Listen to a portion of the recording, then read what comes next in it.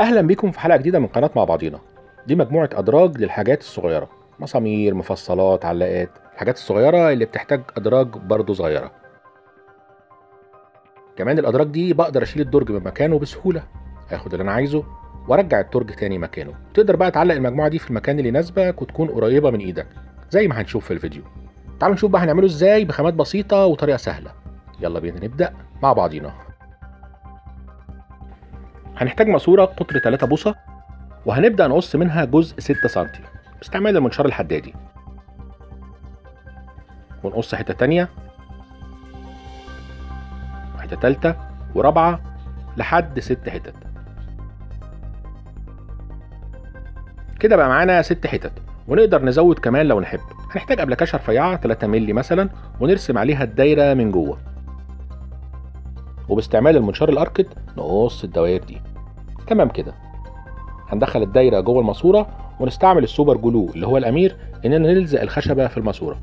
هنحتاج كمان ماسوره نص بوصه من النوع الرصاصي ده، وماسوره 3/4 بوصه من النوع الابيض. هنقص منها حته صغيره بطول 4 سم. هنلاحظ انهم بيدخلوا في بعض بالشكل ده. هنجيب بقى الجزء اللي قصيناه ده ونعلم عليه، ونشيل الجزء اللي علمناه بالمنشار الحدادي، يعني نشيل التلت ونسيب التلتين. كده الجزء ده هيدخل في الماسوره الرصاصي زي ما يكون كليبس، وبرضه هيكون سهل انه يطلع من مكانه. دي فكره الادراج، واهم نقطه في الليله دي ان الجزء ده يكون سهل الحركه، سهل يطلع وسهل يدخل، وفي نفس الوقت متعلق بالماسوره. وهنحتاج ل6 اجزاء بنفس الشكل ده، وهنعمل فيهم خرمين بالشنيور، ونلزقهم الاول في الدرج بنقطتين سوبر جلو، وبعدين ناكد عليهم من بره كمان، ونربط مسمارين صغيرين في الخرمين اللي عملناهم. بعد كده بقى هنقص جزء بطول 42 سم تقريبا من الماسوره الرصاصي، ونركب فيه زاويتين او كوعين، ونبدا نجرب تركيب الادراج.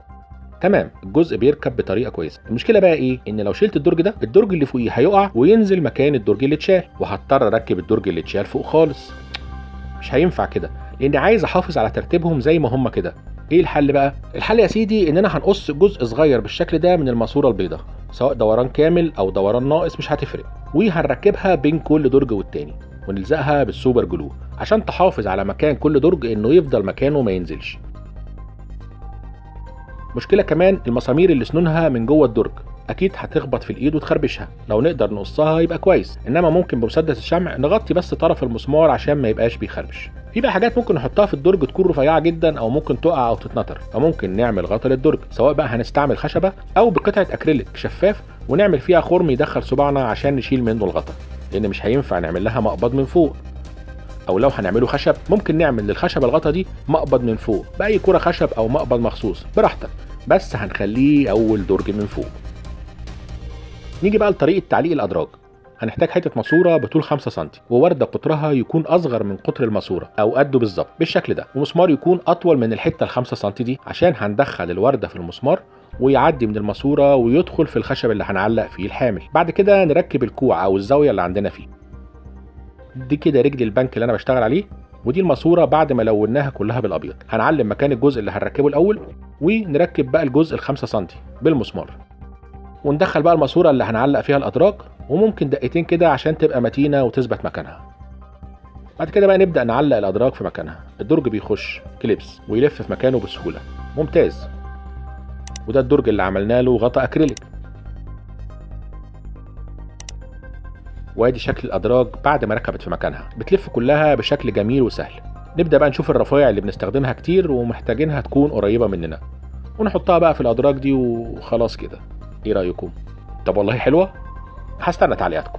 المهم احنا متعودين ما نطلبش منكم الاشتراك في القناه الا لو الفيديو عجبكم، وكالعاده مش هوصيكم على اللايك والشير، وان شاء الله نتقابل على خير. سلام عليكم.